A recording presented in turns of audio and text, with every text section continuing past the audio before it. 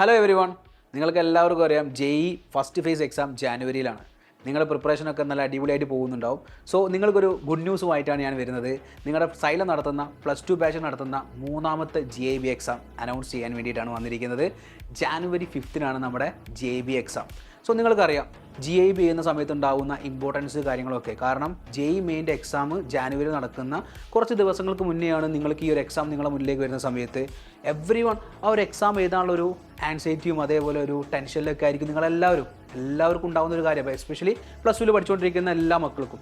So നിങ്ങൾ ആ exam എഴുതുന്ന സമയത്ത് നിങ്ങൾ മനസ്സിലാക്കേണ്ട ഒരു കാര്യം എന്ന് പറഞ്ഞിരിക്കുന്നത് എക്സാമിലൂടെയാണ് നമ്മൾ എക്സാം ഓവർകം ചെയ്യാൻ വേണ്ടി പോകേണ്ടത്.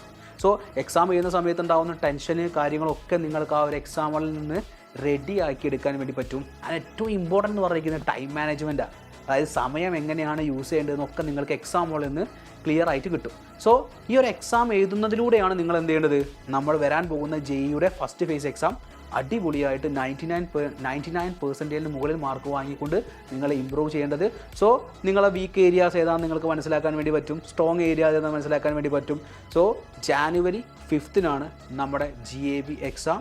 സോ നിങ്ങൾക്കറിയാം JEEയുടെ പാറ്റേൺ പോലെ തന്നെ 20+5 ക്വസ്റ്റ്യൻസ് ആയിരിക്കും ഓരോ സബ്ജക്റ്റിനും നിങ്ങളുടെ മുന്നിലേക്ക് ഉണ്ടാവുക.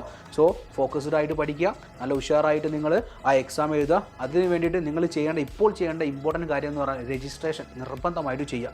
ഈ ഒരു ഓപ്പർച്യൂണിറ്റി നിങ്ങൾ മിസ്സാക്കാതിരിക്കുക. എത്രയും പെട്ടെന്ന് രജിസ്ട്രേഷൻ കംപ്ലീറ്റ് ചെയ്യുക. കാരണം ഇനിയുള്ള കുറച്ച് ദിവസങ്ങൾ നിങ്ങൾ നല്ല അടിപൊളിയായിട്ട് പ്രിപ്പയർ ചെയ്താൽ ആ ജാനുവരി 5-ന് വരുന്ന എക്സാം നിങ്ങൾ കുറച്ചും കൂടി അടിപൊളിയായിട്ട് എഴുതാൻ വേണ്ടി പറ്റും. So all the very best. By.